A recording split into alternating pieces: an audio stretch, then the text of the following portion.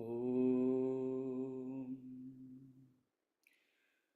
प्रातस्मरामि हृदि संस्फुरदात्मतत्त्वं सच्चित्सुखं परमहं सगतिं तुरीयं यत्स्वप्नजागरसुषुप्तमवैति नित्यं तद्ब्रह्म निष्कलमहं न च भूतसङ्गः तपोभिक्षीणपापानां शान्तानां वीतरागिणां मुमुक्षूणामपेक्षोऽयम् आत्मबोधो विधीयते बोधोऽन्यसाधनेभ्यो हि साक्षान्मोक्षैकसाधनं पाकस्य वह्निवज्ञानं विना मोक्षो न सिद्ध्यति। ॐ सहनाववतु सहनौ भुनक्तु सह वीर्यं करवावहै तेजस्विनावधीतमस्तु मा विद्विषावहै। ॐ शान्तिः शान्तिः शान्तिः।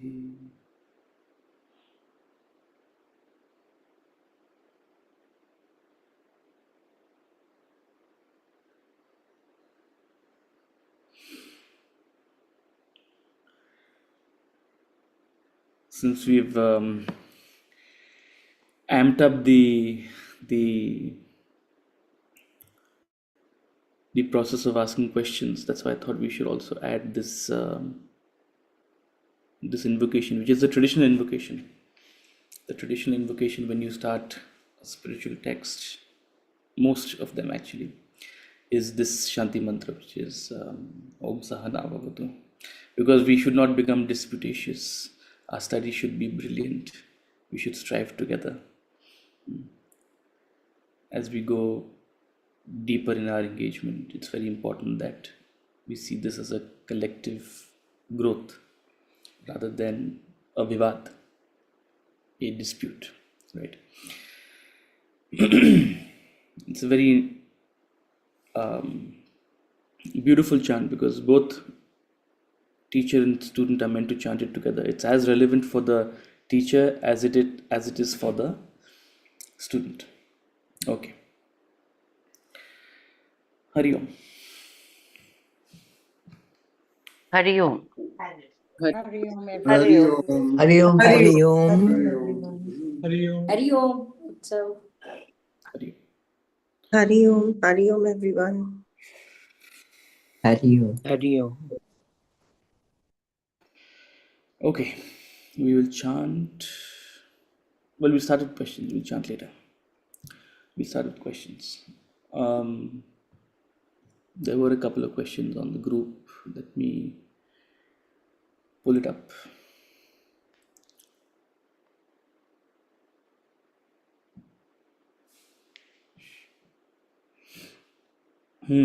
Chapter 7, verse 3. Why do we feel that Lord Krishna is directly addressing an individual seeker in this verse? He is as though asking, are you the rare person? He seems to have faith and puts us seekers on a higher pedestal.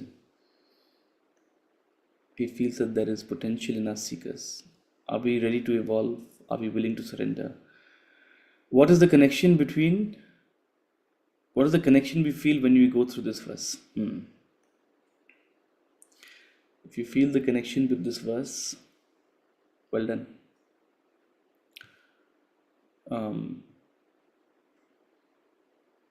Well, it's not really an achievement, but it's certainly an important resonance. right? Um, you should feel like that with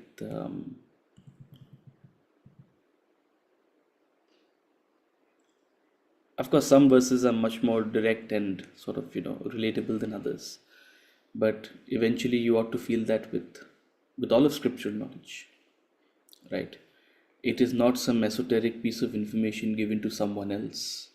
It's actually meant for you, the reader. That's the purpose. And I would rather say, I mean, is it Krishna speaking to you or is it Vyasa speaking to you? Is there a difference? When you chant the Vishnu Sahasranam, before you chant the Vishnu Sahasranam, in the beginning, in the invocation of sorts to the Vishnu Sahasranam, much like there is the Gita Dhyanam, there is also like a couple of verses of invocation to the Vishnu Sahasranam. It says, Vyasasya Vishnu Rupaya. Vyasa is Vishnu, is Krishna. Vyasasya Vishnu Rupaya. I'll remember the exact verse. But it says Vyasa is Vishnu, Vishnu is Vyasa. So, a devotee, a bhakta will look at Krishna, a jnani will look at Vyasa. It's two, I mean, it's about seeing the same thing, Only a child feels there is a difference between the two. But indeed, Vyasa is trying to speak to you through this entire dramatization, right? And whether it's this verse, whether it's verses like Uddhared Atmanatmanam, lift yourself by yourself, right? There are several of these hard-hitting verses which really pierce you, and give you a sense of inspiration. So if you're feeling this inspiration, it only helps you sort of put your foot on the pedal, really, and press the gas. Inspiration is good, inspiration is not sufficient, right? Inspiration is good, it's not sufficient. You have to follow it up with sadhana. You have to follow it up with, and sadhana of all forms, whether it's your jnanam, whether it's your bhakti, whether it's your karma, sadhana of all forms. So what is this connection we feel? Well, this is the intended connection that the author of this very text intended for. And there are certainly several sort of particular verses which make you feel like, oh, it's actually being spoken to you. Are you the rare person? Well, that's Vedanta's interpretation. Indeed. Is there any doubt about it? We're all rare from a probabilistic perspective. Even being born human is rare. The very opportunity of a human birth is rare. Let alone a human birth in an environment where this knowledge comes to the surface and is given a certain priority. Let alone the very tendency to give importance and interest to this knowledge. Let alone the blessing of having this knowledge available in a comprehensible format, and a satsang to be able to discuss this and engage in this. You are the rarest of rare persons.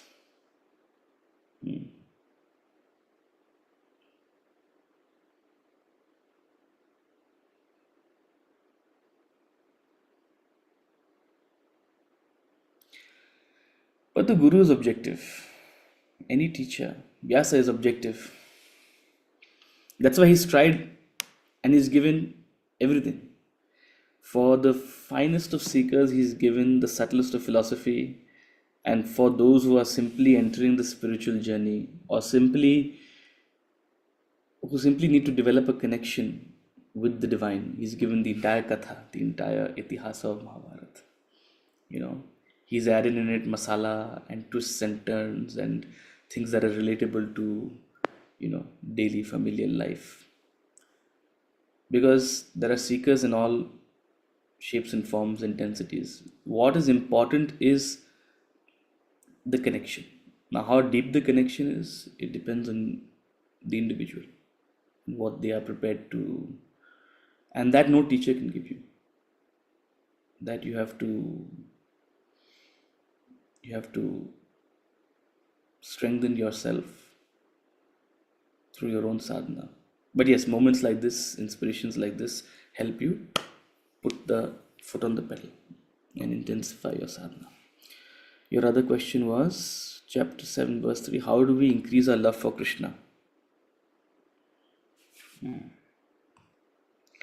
How do we increase our love for Krishna? Among thousands of men, scarce one strives for perfection. Of those who strive and succeed, scarce one knows me in essence. See, what is love?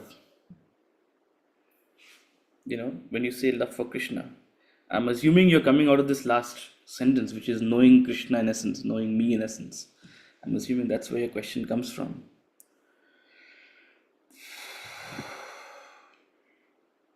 Before knowing Krishna in essence is knowing Krishna in grandeur, knowing Krishna in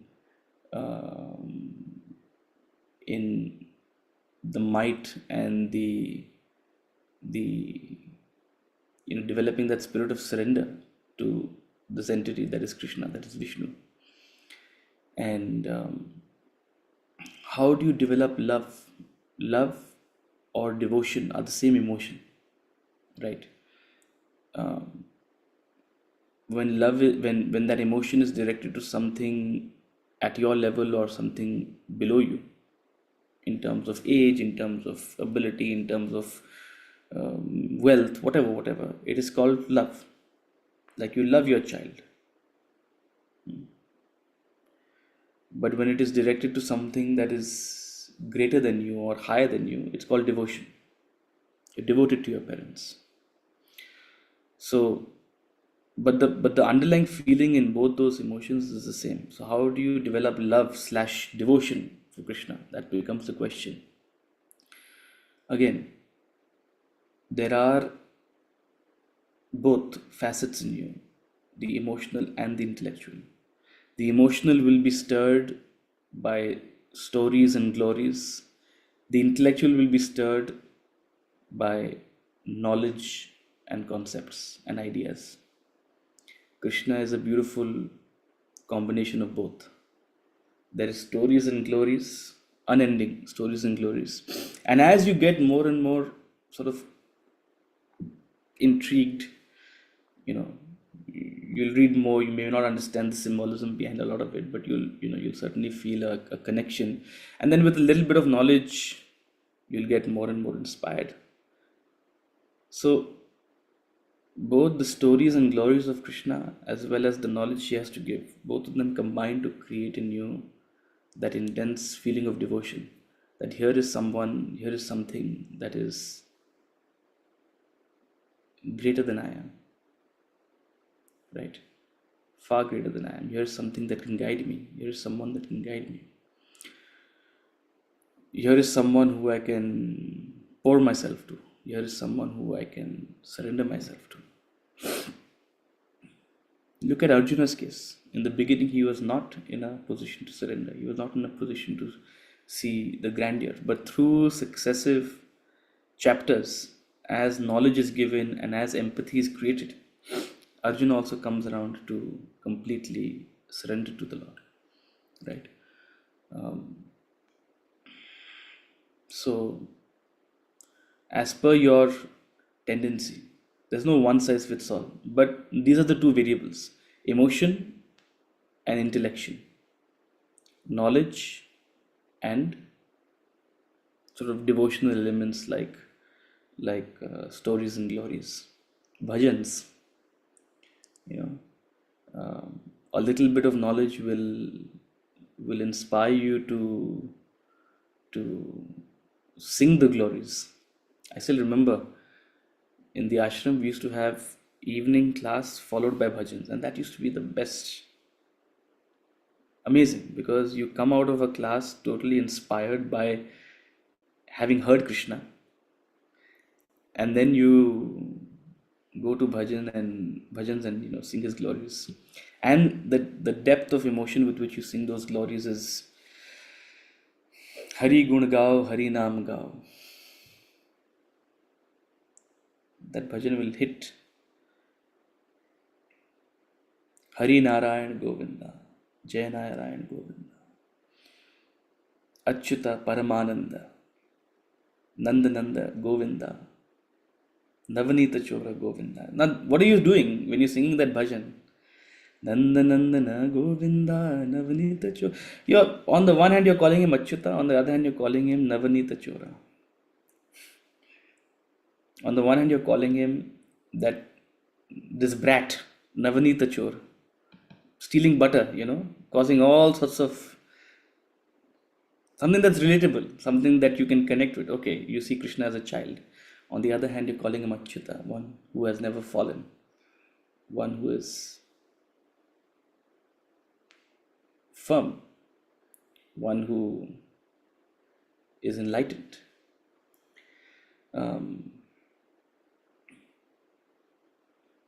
One thing is to sing bhajans mechanically. The other is to infuse it with knowledge. And they both act like, pedals to a wheel to intensify your love and dedication. So, and when that love and dedication grows, it reflects in your actions. You realize you're doing Krishna's work, and you're not doing. You reduce your own ego and you reduce your own kartritva. So this is a beautiful symphony of karma, bhakti, jnana.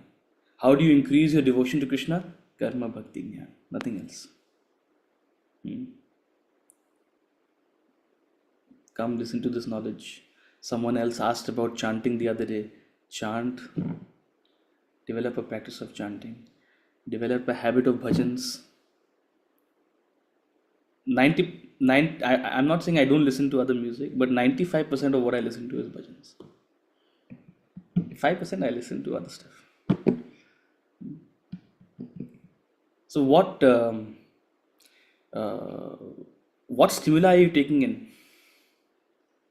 What stimulus are you taking in? Right.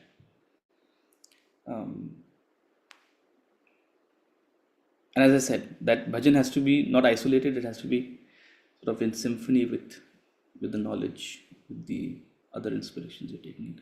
So all of these elements go to sort of increase your love for Krishna. Yes, Prachi, Ankit.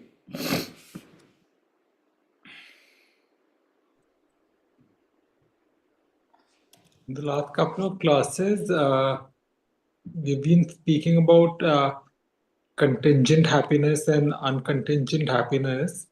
So I just wanted to understand, what do we really mean by less contingent happiness and uncontingent happiness? I mean, we think of contingent happiness as at the initial stages being dependent on our material possessions, later on maybe our family, partners, kids, etc. And then perhaps as we move along the path, you might get a sense of fulfillment from your achievements, or even relatively unselfish tasks like serving your community. But even then you sort of have a sense of fulfillment.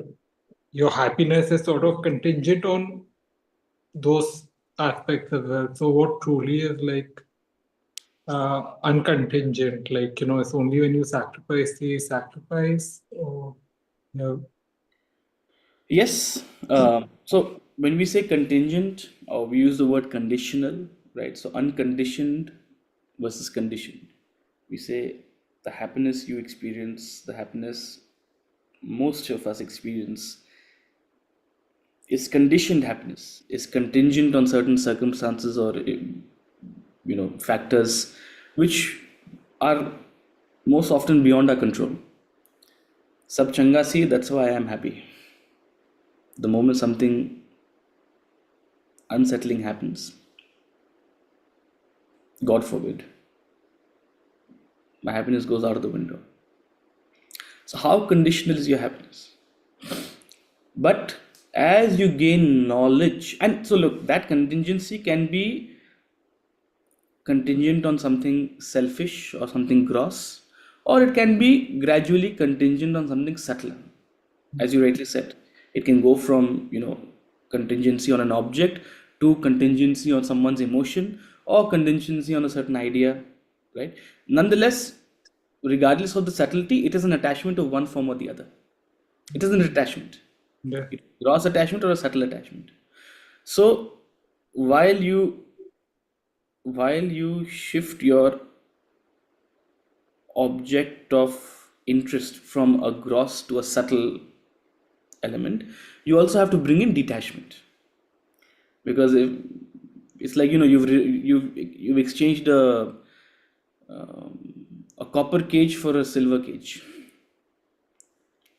If you've become less contingent on material object but you become more contingent on emotion, you're still imprisoned, but you've just changed the prison bars have gone from being sort of something less worthy to something subtle, more worthy.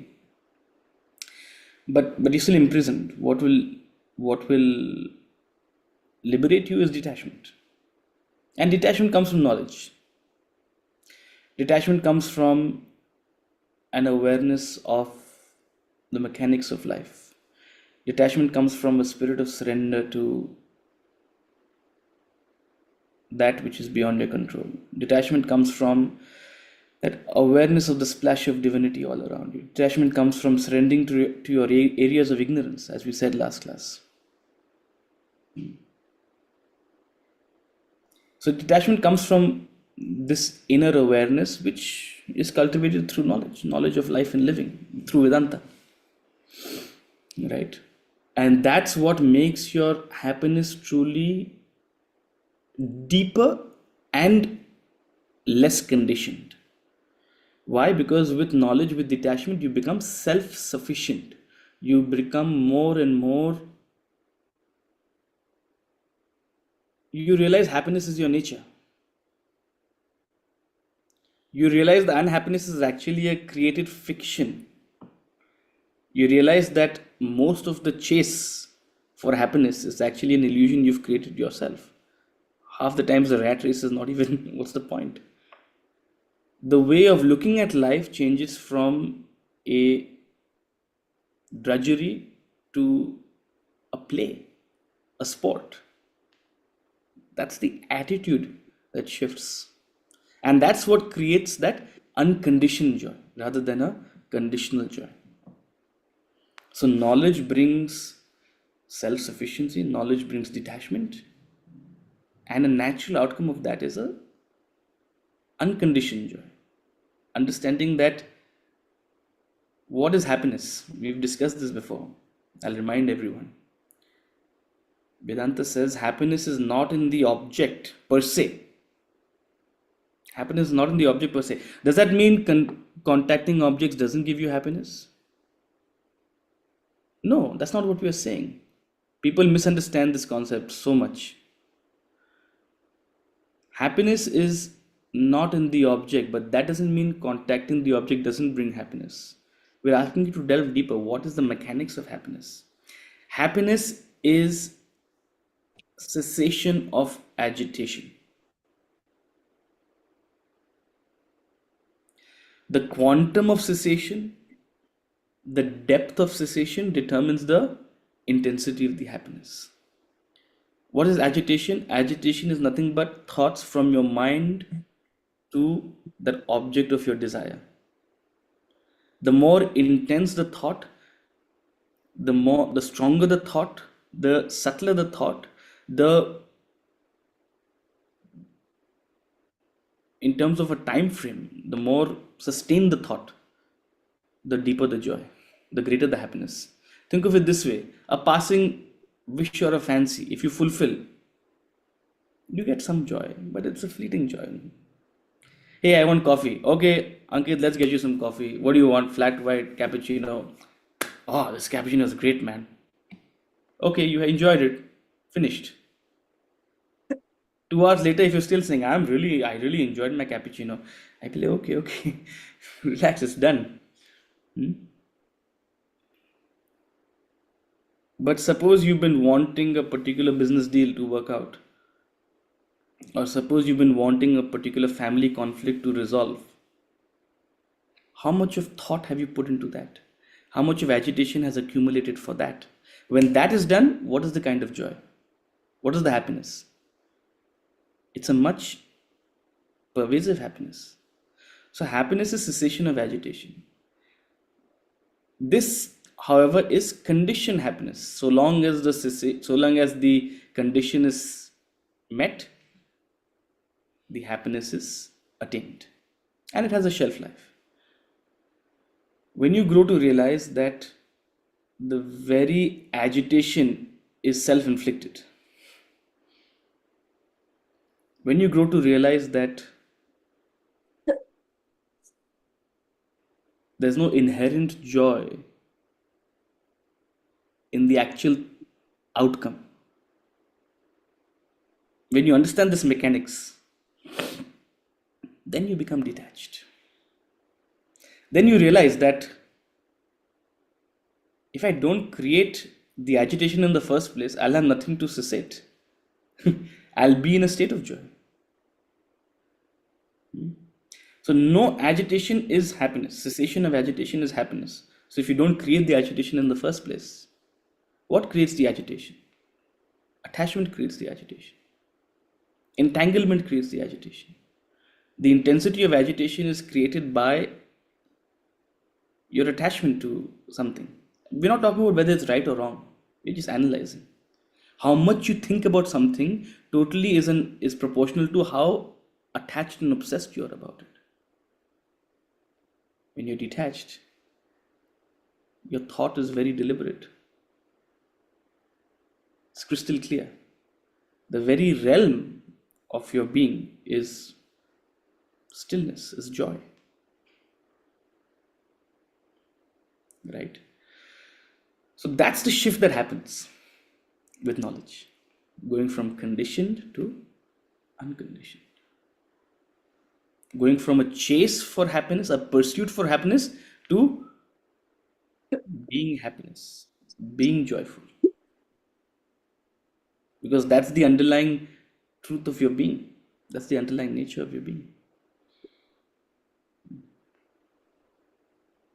So, if I may follow up, I mean, how is this unconditioned happiness, the detachment which we are speaking of, which you spoke of right now, Yeah. different from self-realization?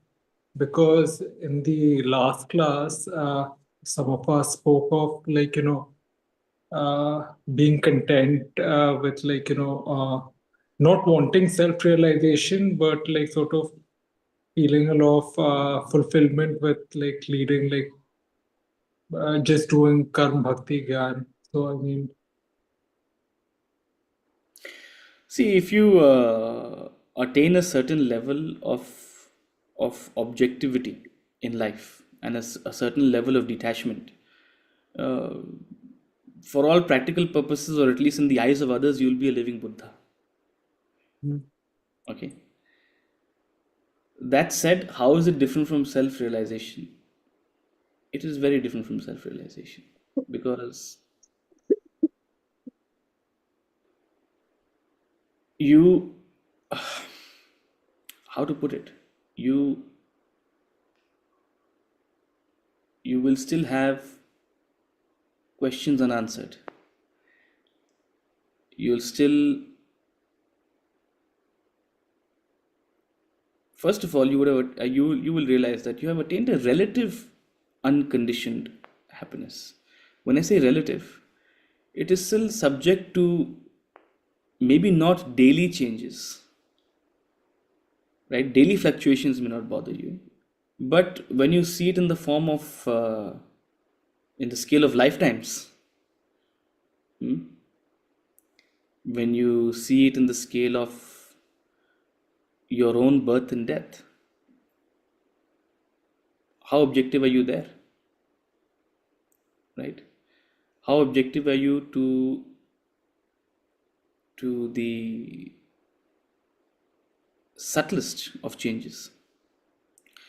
So um, in many ways, your true spiritual journey starts when you've sort of settled everything outside you. Hmm? When you've reached a certain level of detachment and contentment with everything around you. Up until then, that is the struggle. But once you resolve that struggle, and look, it's never 0 or 100. It's always going to be relative. There's always going to be lurking thoughts, and it requires like a positive reinforcement of what you know, what you've learned. But once you've done that to a sufficient extent, only then will that inner journey towards what we call enlightenment start, right? And that's truly a gift, a a an interest in that, a keenness in that, an obsession in that. It's not something that can be cultivated only by talking to you, right? It's a drive that has to come from within. So it's very different. Or let me say it's a intermediary stage.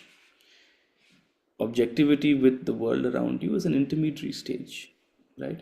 You can't claim to be entirely uh, free and liberated until the ultimate enlightenment.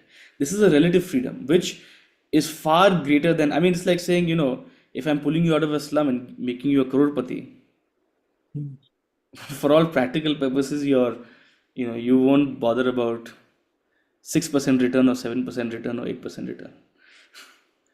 You know, the way of seeing your expenses, the way of managing your money will change, right?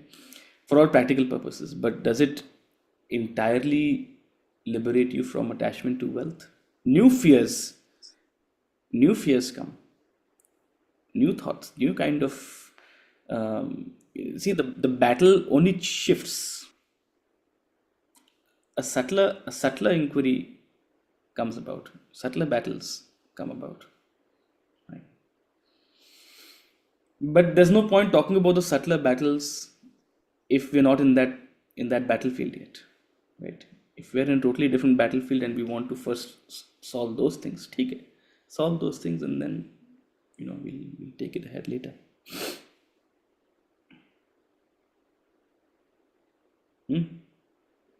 All right. Thank you. Okay, verse number 4. भूमिरापो नलो वायुः खं मनो बुद्धिरेव च अहंकार इति यं मे भिन्ना प्रकृतिरिष्टधा. भूमिरापो नलो वायुः खं मनो बुद्धिरेव च अहंकारमिति यं मे भिन्ना प्रकृतिरिष्टधा. Earth, water, fire, air, space, mind, intellect, and also ego. Such is the eightfold division of my Prakriti. Earth, water, fire, air, space, the 5 elements, Panchabhutas, and mind, intellect, and ego. Such is the eightfold division of my Prakriti. My Prakriti. Verse number 3 talked about knowing me in essence, knowing Brahman is in essence. Chetna ji, I still remember your question. What is Brahman? What is reality? We are slowly going to answer that. Knowing me in essence is extremely, extremely difficult. The rare one who pursues the spiritual path and gets to the depth of meditation attains enlightenment and knows me in essence. But before knowing me in essence, know me in gross, right? So the eightfold division of my Prakriti, how my nature. We've talked earlier about, and some of you are familiar with the concept of Purusha and Prakriti, right? This universe, this world, this created world is a admixture, it's a combination, it's a meeting point, an outcome of Purusha and Prakriti. Purusha is, and here is Purusha. Here is Purusha saying, oh, Prakriti is mine. So Purusha and Prakriti are not necessarily separate. Of course, in our scriptures, we've seen Purusha and Prakriti as husband and wife, Shiva and Parvati, or Shiva and Devi, right? If you particularly go to the Shaivite tradition or the Devi tradition, you have Shiva and Devi as Purusha, personified as Purusha and Prakriti. Then you have Ardhanarishwari, right? They're not actually different, they're actually one being. But for the sake of understanding and for the sake of sort of understanding the individual elements that go into understanding them separately, we separate them. So he hints at the fact that they're not two, they're very one by saying my Prakriti. Purusha is saying it's my Prakriti. Prakriti is me. So what is Prakriti composed of?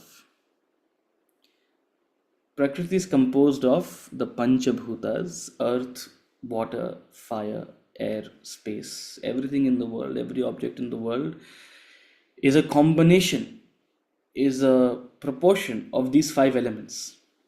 And which is why, when you go into many of these Eastern traditions, whether it's in India, whether it's in China, some of these ancient traditions, they'll always talk about objects in terms of these elements. Oh, the fire element in this is very high. Oh, the water element is this. Whether you go to Ayurveda, Kapha, Pitta, and what's the other one? What's the other one? What's the third one? Kapha, Pitta, and Vayu, Kaf, Pit. with or Kaf, some kaf, Pitta. Vata. Vata, right. Everyone is guessing out here. With Vata. Kapha, Pitta, and Vata. Right. So we talk about I'm not going into details about those things, but idea is that this idea of the elements and everything being a combination of elements is deeply entrenched in our philosophy, not only in the philosophical tradition, but even in some of the ways in which we have seen medicine and well-being. So every object in the world, the Prakriti of the world, the Prakriti of any object is composed of five elements. At a gross level, we think of these as physical things, or we think of these as perceptible things. Earth is a gross element, right? In fact, among the five elements, there's a concept of how subtle the elements are. It's called tanmatras. So earth is the grossest of all elements. Why? Because it can be contacted by all senses. Water is less subtle than earth. Why? Because it can be contacted by all senses except smell. Water has no inherent smell. Earth, you can see, you can touch, you can taste, you can smell, you can feel, or you can hear also. There's a certain reverberation, sound travels through earth. Water, you can hear, you can smell, you can taste, you can touch, but you can't smell it. It has no inherent smell.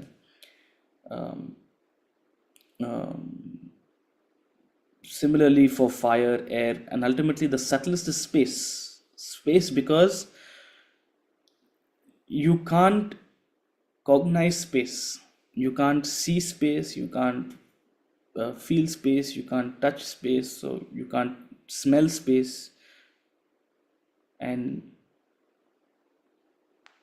space can only be merged into through sound, they say, right? So through sound you create sort of that, you connect with space.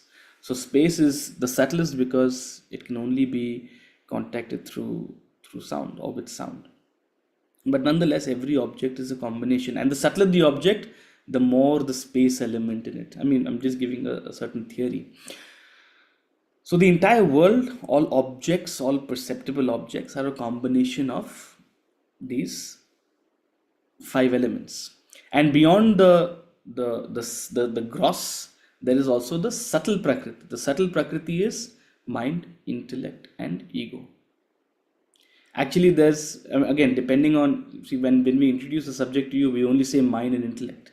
We said the subtle body is only composed of mind and intellect. Here he's saying mind, intellect, and ego. If you go a little deeper, they'll say man, buddhi, chit, ahankar. They'll introduce chitta also in the subtle body. The idea is that the prakriti is made of a gross body and a subtle body. Right? There again, where does the gross and subtle body come from? He's not necessarily talking about it out here, but we call it the causal body, vasana. Right? So I can further elaborate eightfold into ninefold. I'll add chitta also to this. Then I'll add vasana, make it tenfold. Right? I mean, don't take it literally is what I'm saying. Right? There are Upanishads where he says the mind itself can be divided into 16 parts. Right? So the idea is that prakriti is composed of this gross, subtle, causal body. Right? The gross are the elements, the subtle are the man, buddhi, chit, ahankar, and from all of it, what is the cause of this gross and subtle body is the causal body, vasana. This is my prakriti. The entirety of prakriti is nothing but gross, subtle, causal body, and I'll show it to you. We've seen it before. I've shown it to you in our presentation.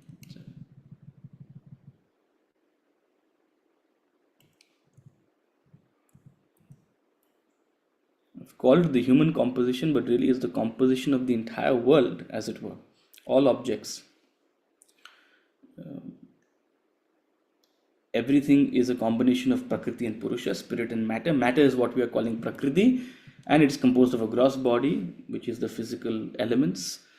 Subtle body, usually we say it's intellect and mind, but here in this particular verse, we are also adding ahankar.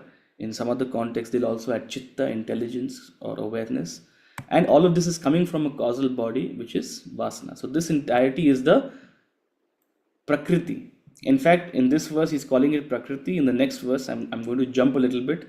He calls it Apara Prakriti. This is my lower nature, as it were. Please, let's take a step back. What are we trying to do? We are trying to understand Brahman. We're trying to understand God. Knowing God in essence, knowing Krishna in essence, knowing Brahman in essence. So first, understand from the gross aspect. Well, the entire world, as you see it, is just an expression of my Prakriti itself. This is actually me. This is coming through me, right? The gross, the subtle, and the causal. What does he say in verse number 5?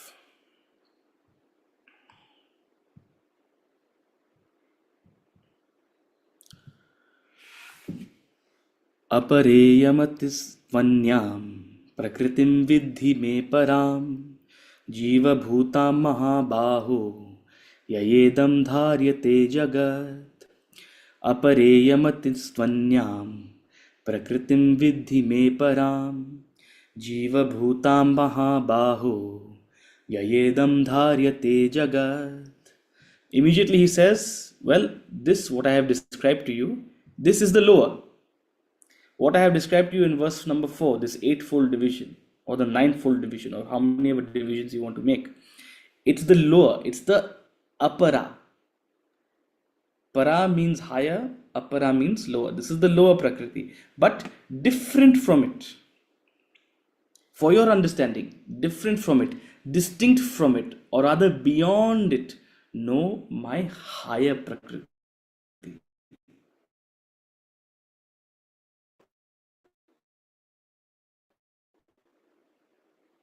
Different from my lower Prakriti, it is the life element by which this universe is supported.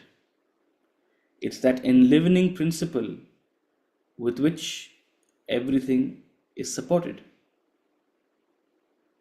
It's that Adhar upon which everything rests, Sarvadhari. It is that inactive principle which itself has no gunas, has no qualities, has no Prakriti as it were, manifest, but it supports and enlivens and enables things to be what they are. It's like the electricity which itself doesn't manifest but allows the fan to manifest, allows the light to manifest, allows the AC to manifest, or if you're in Delhi, allows the heater to manifest. Thank God. The electricity is the higher Prakriti, the Bulb and the equipments are the lower Prakriti. The bulb and the equipments and the fan and the AC, they are a combination of the various elements. Some have the heating element, some have the cooling element, some have the air element, some have the fire element. But what is that higher, that subtler enlivening principle, that subtler Prakriti behind it? That's my Para Prakriti. So when you go back to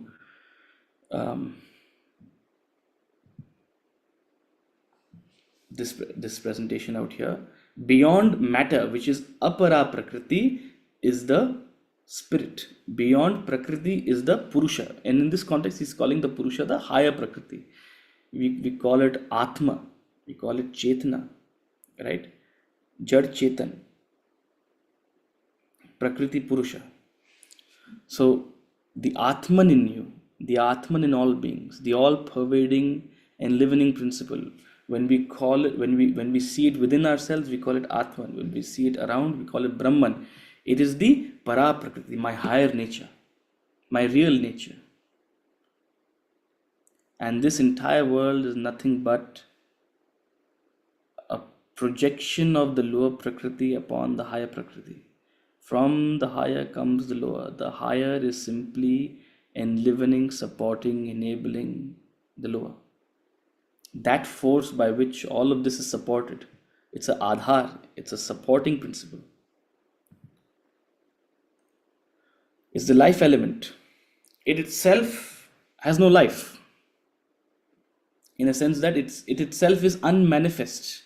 In other contexts, he'll say it is avyakt. It is the avyakt enlivening principle through which everything else is vyakt, manifest and supported.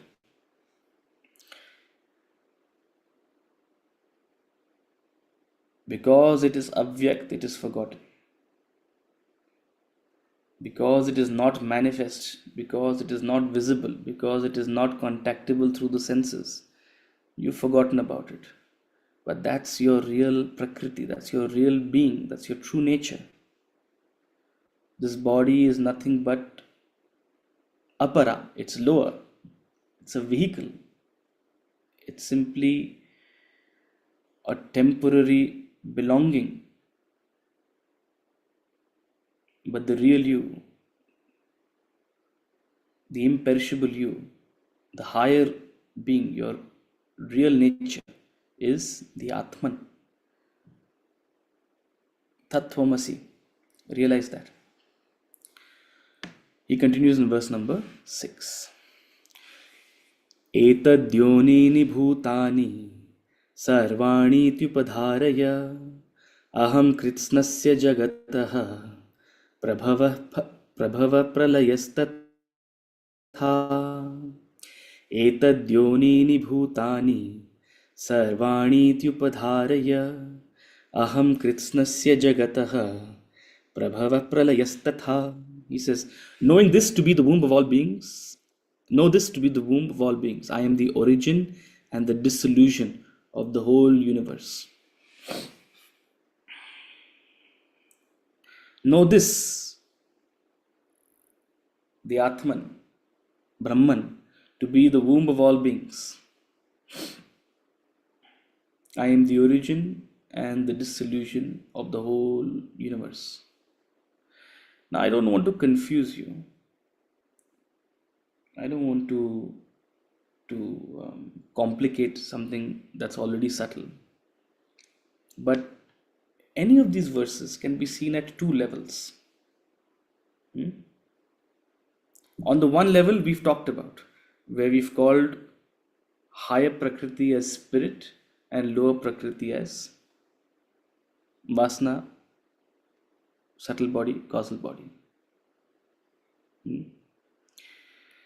The other perspective of seeing this, and really, this is more of an academic exercise because it has no deeper sort of spiritual consequence. Okay, but for those of us who are engaged in Jnanam, it's worth at least mentioning that you can look at this from a different lens altogether. So the first is what we have already talked about, perhaps the absolute view. Then there is something called the relative view. What is the relative view? That spirit is talking about matter itself at two levels. Okay. So spirit is talking about matter itself as two levels. Herein, the subtle body and the gross body, what he is described in verse number 4, are the apara prakriti, are the lower prakriti, are the grosser prakriti, are the manifest prakriti. But beyond the manifest lies the unmanifest prakriti. Where does it all come from? Just as an individual comes from an individual vasana, similarly, this entire world, manifest world, comes from this collective vasana. Everything that is manifest is an outcome of the unmanifest. Just as the plant is a manifestation of the seed.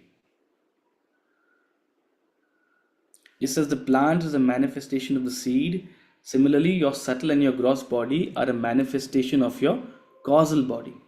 So the other way to look at it is that the subtle and gross body are the apara prakriti, and the causal body, vasana, is the para prakriti.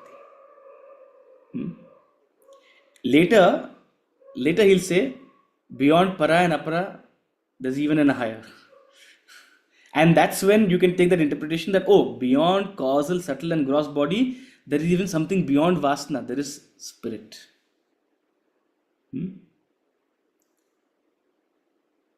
This is only to, simplify, because, people develop all sorts of theories about these things, which has very little actual consequence.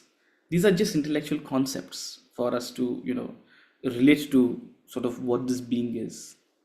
Right? As we said earlier, all concepts exist to pacify the mind. Can this be proved experimentally? Can this be proved empirically? From a scientific basis? No, it can't. Why? Because vasana itself is unmanifest. How will you measure it? We're not talking about a scientifically measurable concept out here. We're talking about, it's already metaphysics. This is not in the realm of physics, it's already in the realm of metaphysics. So there's no point splitting hairs. But there are some perspectives, some people who interpret this as, oh, apara means gross and subtle body, and para prakriti means causal body. Later in the Bhagavad Gita, he'll say, beyond para and apara, there is an even higher. And then you can take the interpretation, oh, that means spirit, that means Atman. Small difference. Anyway,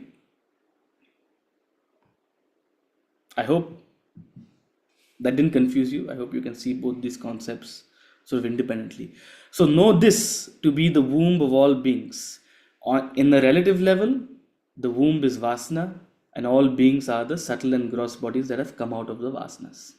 At an absolute level, the womb is Atman, Brahman, and everything is a superimposition upon this Atman.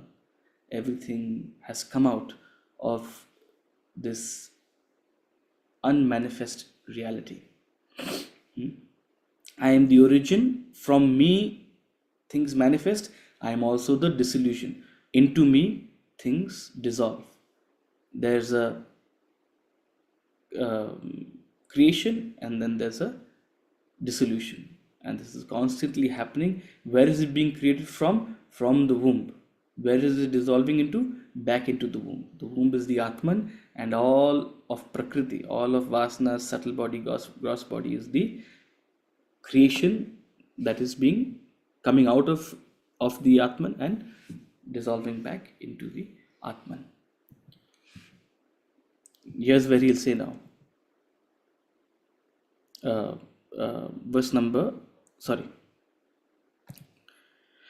What he's going to say is in verse number 10. So we'll come to that. Okay. So know me to be the womb of all beings. I am the origin and the dissolution of the universe. Verse number 7.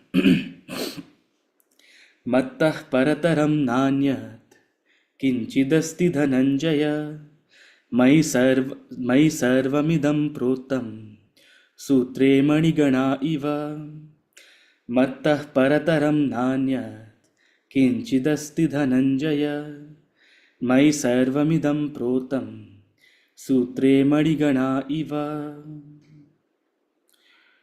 मत्तः परतरं नान्यत् न अन्य नान्यत् no other, there is no other than me that is higher, param. So na param, na anyat, nothing than matta, than me. There is nothing higher than me. Beyond this higher prakriti, beyond the Atman / Brahman which I am talking about, there's nothing higher. This is not an infinite recursion, oh, beyond the subtle and gross body is a Brahman, beyond Brahman is a higher Brahman, beyond that Brahman is a higher Brahman. No such thing. There is nothing higher than me, O Dhananjay. That's the end. You realize me, you come to me, you attain me, that's it. There is nothing that is higher than me. There's no creator that has created me. Right? That's what he's saying. There's not higher than me, O Dhananjaya. All this is strung on me as rows of gems on a string. I am the string, and all of the manifest universe, all objects and beings, all things are like gems on a string. They are apparently disconnected, they are apparently different, they are apparently separate, but they are all joined together by that string. That string in a row of gems is invisible. You don't actually see the string. In a necklace, you don't actually see the string. You only see the beads, you only see the gems. But beyond what is visible to you, the distinct and different gems, beyond the distinct and different beings that you're seeing another person, you're seeing yourself, you're seeing a third person, you're seeing someone you like, you're seeing someone you don't like. All of these are distinct and different beings, they are different gems, but all connecting all of them, connecting all of us is that underlying reality. Sutre Manigana Iva. Incidentally, I was reading the Garud Puran just last week, and I was like, what does it say? I've heard so much about it. What does the Garud Puran actually say? So I did a quick read. I didn't delve too much into it. Incidentally, the Garud Puran is very big, and what people are mostly familiar with is only the second section of the Garud Puran. Now, the Garud Puran, in a traditional sense, it's not as preserved as the Bhagavad Gita, for example. So then there are certain traditions where, certain Vaishnavite traditions or certain Dvaita traditions of Vedanta where the Garud Puran has 3 sections, right? But some people only regard 2 sections as authentic, right? And even among the 2 sections, 90% is one section and 10% is section number 2. 10%, that section number 2, it's called the Preta Khanda. And that's the one that people chant on the occasion of someone's passing, right? So the Preta Khanda is what we are more familiar with. So when I say I've been reading the Garud Puran, I've only read that 10% of section 2 among the 3 sections that is, potentially sort of, because otherwise the Garud Puran is very big. So among the many things that it says, very beautiful, in the beginning of the Garud Puran, before all the terrible things that apparently are said about, what happens and the several layers of hell and all those things, he says a person who has lived by dharma meets death in peace. They don't have to worry about all hell and all whatever happens, and who has lived their life in dharma, who has lived by spiritual values and done the right thing, they don't have to worry about all of this. So the next time someone tells you, oh, Garud Puran में ये लिखा है, वो लिखा है, tell them, but उसके पहले क्या लिखा है? उसके पहले तो यही लिखा है ना कि जिसने अपने धर्म के अनुसार जीवन जिया है, they meet death. Yama comes to them with a flower, not with, sticks. Elsewhere he says, those who haven't done it, Yama's people come with sticks to beat him up. It's literally said, it's dramatized like that. But one who has lived a good life, a truthful life, they meet death peacefully. Done. No worries now, guaranteed है ना, कोई डर नहीं रहा फिर. Live a good life and you'll be happy. Anyway, why I'm talking about this is in the very beginning of the Preta Khanda, when incidentally Sri Krishna is speaking. Right? For those of you who don't know, it's a conversation asked by Garuda to Sri Krishna. So who is speaking in the Garud Puran? In this section, it is Garud asking Sri Krishna. So Sri Krishna uses this exact phrase, Sutre Manigana Iva. When I read it, I was like, I know this phrase. Where's this phrase? Oh, this phrase is from the Bhagavad Gita. So exactly these same words, Sutre Manigana Iva. When Sri Krishna is telling Garuda, who am I? What am I? I am Sutre Manigana Iva. I am that string upon which all of this is strung. Right? So the same literally the same phrase, exact same words are used in the Garud Puran, also comes here in the Bhagavad Gita. I am that string upon which all of these gems are strung. Once again, we are trying to understand what is beyond understanding. We are trying to realize and cognize the unmanifest. Right? So he's going to be speaking in all of these metaphorical terms.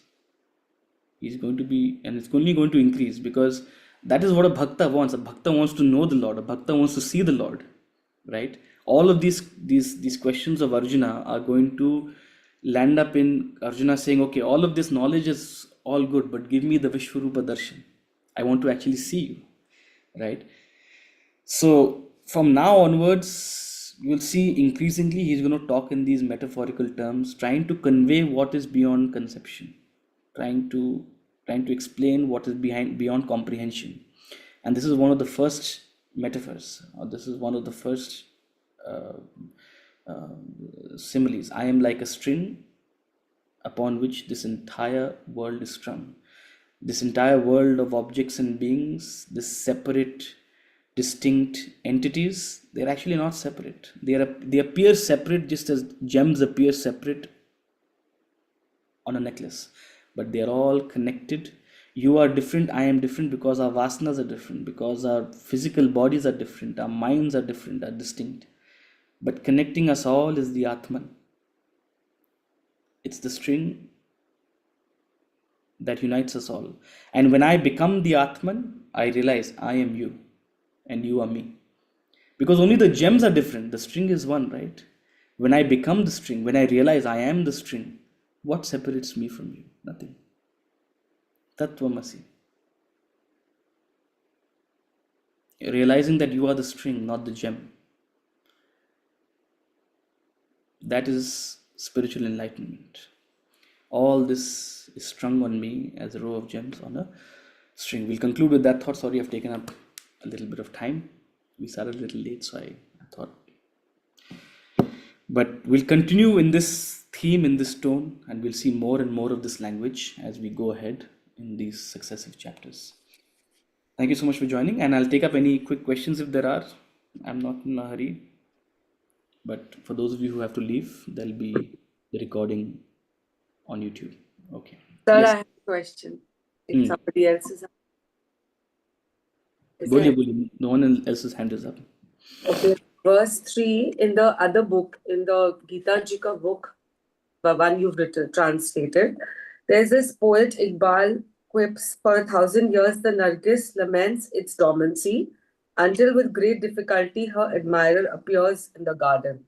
Everything went above my head when I read this. Trust me, it was so hard to Ready to get this also. it was so hard to even translate this. Oh, God knows how I translated this. For 1,000 years, the Nargis laments its dormancy, until with great difficulty her admirer appears in the garden. So, he's only trying to convey the spirit of what Krishna is saying, that the rare one actually sees me realizes me, knows me in essence. The rare one who, after intense sadhana, first of all, you have to have the desire. As many of us admitted in the last class, do we even have the desire? Or are we happy with just a little bit of this and, sorting our life out? So the rare one has a desire for perfection, for enlightenment. And among those who have the desire and strive, the rare one actually realizes, succeeds in it. So the rare one sees the Nargis. Who's Nargis? So Nargis is a flower. Okay. So you have to be a little poetic now. The Nargis is a flower that very often you see. Right now there was a just day before yesterday or something. I saw some video on Instagram of the bloom of a certain flower in Sikkim. Any of you saw it? Anybody came across that? There was a flower in Sikkim. There's a particular kind of flower in Sikkim, which for years and years and years. First of all, it's very inaccessible. Inaccessible means you only find it in a certain altitude in Sikkim. You can't just go to Gangtok and say, I want to see that flower. No, you have to drive for hours and hours and then trek and then go to a very remote place. The rare one does that. A lot of people talk about it, but the rare one does that. And in this video, this man, I don't know if he's a botanist or he's some, but he is crying because he got the chance to actually see this flower in bloom. And he says, Jai Ho, he prays to the flower, right? Because it's a very unique flower that blooms only once every, I don't know how many decades. So not only is it inaccessible, but many times imagine you go there and you don't actually see it. Why? Because it's just a bunch of leaves. There's no flower that's actually bloomed. So it stays dormant and it preserves its energy and only blooms once in a while. So that is to once in a while, once in a eon. That's symbolic. What is the symbolism out there? That the rare one tries to reach it and the rare one actually succeeds in realizing it. The rare one actually has so that's what Iqbal is saying. Nargis is a flower that blooms very, very rarely, once in 1,000 years. Again, I don't know if it's 1,000 or 100 or a couple of decades, but 1,000 is poetic. Means it's very unlikely to bloom, right? But first of all, with great difficulty, an admirer actually comes to the garden. Means an admirer who actually appreciates it. You and I don't appreciate Krishna. We don't want to know him in essence, as admitted by us, right? The rare one wants to actually attain Krishna, just like the rare one actually wants to find Nargis, the flower. Why? Because it's very remote. क्या Google में AI image create कर लो ना यार, क्या तुमको इतना दूर जाना है? Now in the age of AI, why you need to do all those things? The rare one actually has the desire. The rare one takes the difficulty to actually go and search for it.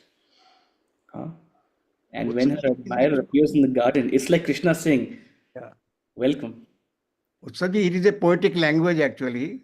Absolutely, it's poetic. That's what I said. Language. Actually, it is said also, भगवान के दर्शन सबको नहीं होते. It is the grace of the God which dawns upon you. आपकी effort से भगवान नहीं मिलते. भगवान की ग्रेस हो तो ही मिलते हैं. इसका मीनिंग एक्चुअली मेरे ख्याल में यही है. इकबाल ने गीता के श्लोक से ही लिया हुआ है, जहां तक मेरा ख्याल है. The grace of the God. We can talk about what is grace also. That'll take another 30 minutes. But fortune favors the brave, or let me say, fortune favors those with Shraddha. So your grace is also an outcome of your Shraddha only. God helps those who help themselves. So grace is an outcome of your past efforts. It's nothing else. There's no special badge of honor that you need to have. Because people say grace, अरे मेरे पर तो grace नहीं है तो छोड़ो यार ये सब. That becomes another excuse for delaying our efforts. No, the effort you put in today will be the grace you receive tomorrow. Right? So If it we may are be a grateful 1,000 years. every minute. Sorry? Sir, if we are grateful every minute, like Absolutely. That gratitude is one of the, a bhakti bhavna is one of the elements, no doubt about it. And should I give one small example, Utsav ji? One second, let me complete. So your effort is may your effort of 1,000 years start today, right? Don't wait for grace. Because if you start your effort today, maybe the 1,000 years will be cut into 100, maybe it'll cut into a couple of decades, maybe it'll cut into a couple of moments. You never know. But it's like, the Nargis, finally someone has actually come to admire her, right? In the rarest of rarest occasions. It's poetic, right? हाँ जी, ओम जी से please. हाँ जी, मेरा कहने का ये मतलब था कि देखिए जैसे जमीन में गड्ढा खोदते हैं तो वो एक एफर्ट होती है गड्ढा खोदने की। तो भगवान की जब वर्षा होती है तो ही पानी वहां आता है। वहां जहाँ गड्ढा नहीं खोदा हुआ होता वहां पानी नहीं रुकता। तो गॉड की ग्रेस यही है कि हमारे को गड्ढा खोदना पड़ेगा। जैसे हम अभी आपकी बातें सुन रहे हैं, सब इस दिशा में चल रहे हैं, तो ये गड्ढा ही खोद रहे हैं अपने। हम we are making ourself available to the gifts of the God. That is to say. And आप इस ग्रेस के साथ जितनी श्रद्धा के साथ आप गड्ढा खोदेंगे, आप में और पानी भरेगा और ग्रेस आएगा। वही और साइकिल। या ग्रेस नहीं है क्या? हम में ग्रेस नहीं है? नहीं है, बिल्कुल है। भगवान ने हमें धन दिया है, तन की शक्ति दी है, धन की शक्ति दी है, मन की शक्ति दी है, साधना की एक परिस्थिति दी है, एक अपॉर्चुनिटी दी है। तो यही तो है grace. What more grace do you want? नहीं, sometime we are over enthusiastic, we think that कि हमने इतनी भक्ति की है, भगवान हमारे को क्यों नहीं मिल रहा? हमारी एफर्ट से कभी नहीं मिलेगा। हमारी एफर्ट इतनी ही है कि हमको कोशिश करनी है, लेकिन जब गॉड की ग्रेस होगी तो अपने आप दर्शन होंगे। मेरे कहने ओम जी, put it, Om ji, just turn it on its head. कर्मण्येवाधिकारस्ते मा फलेषु कदाचन। वही बात है, वही बात। सॉरी, मैं आपको इंटरप्ट मैंने किया है। नो, आई एम जस्ट, मैं सिर्फ I resist the topic of grace, because हम सोचते कि कोई और आकर के हमें बचाने वाला है। या मैं सिर्फ यही कहना चाहता हूँ, हमारे कर्म ही हमें बचाएंगे। बिल्कुल, हमारे कर्म ही हमें आगे ले जाएंगे। That's it. ग्रेस व्रेस की चिंता मत करो, जितना ग्रेस चाहिए उससे ज्यादा है आपके पास। हाँ, उससे ज्यादा है। भगवान ने जो डेथ के ऊपर आपने बोला वो बहुत ही अप्रोप्रिएट है कि भगवान हमको, हमारे जो उसको भी यमराज ही बोलते हैं हम लोग, उसको भी, उसकी भी इज्जत ही करते हैं। इंडीड। हाँ, दूसरे रिलीजन में उसको नहीं बोलते ऐसे। ये भगवान कृष्ण ने ही बोला है कि यमराज, एक्चुअली उसको भी हम इज्जत करते हैं, because death is a big boon for everybody. Indeed. Yes, Chetna ji बोल रहा हूँ, सॉरी आप। No, absolutely, thank you. Yes, Chetna ji बताएं। So sir, when Brahman says I have two natures, the higher and the lower, so he means Purusha and Prakriti, right? As I said, Chetna ji, there are two aspects of looking at it. Okay, like out here, he's talking, and one interpretation can be he means Purusha and Prakriti, right? On the other hand, see, and why Purusha and Prakriti? Why is he saying two natures? Because you can only understand the subtle after understanding the gross. You have to go from gross to subtle. You have to move backwards, right? So first he says, oh, Prakriti is my lower Prakriti and Purusha is my higher Prakriti, as it were. The other interpretation which we talked about is that we can think of gross and subtle bodies as Prakriti, as lower Prakriti, Vasana as higher Prakriti. And then later in the Bhagavad Gita, when he's talking a similar language, he's saying beyond the para and the apara, there is an even higher. Huh? I got it. Thank you. So Vasana itself is unmanifest. It's subtle. It's subtler than what is manifest to us. But beyond Vasana also there is a reality. That's the Nirguna. Vasana is Saguna. Beyond Vasana, there is something deeper in you beyond your Vasanas. Your vasanas is the cause for this individuality, but beyond the individuality is your real essence, the tattva. That is Atman.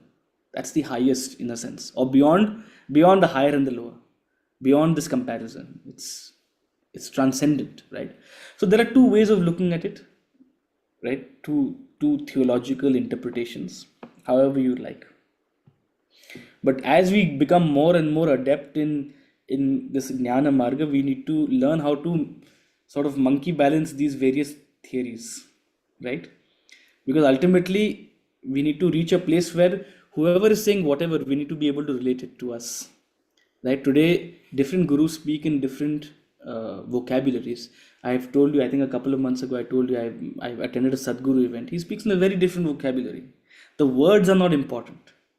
What is being implied and perhaps the deeper essence beyond the words is what is important. And when we learn to juggle these various theories, we develop a familiarity with the deeper concept, which is gross body, subtle body, causal body, Atman. That's the entire spectrum.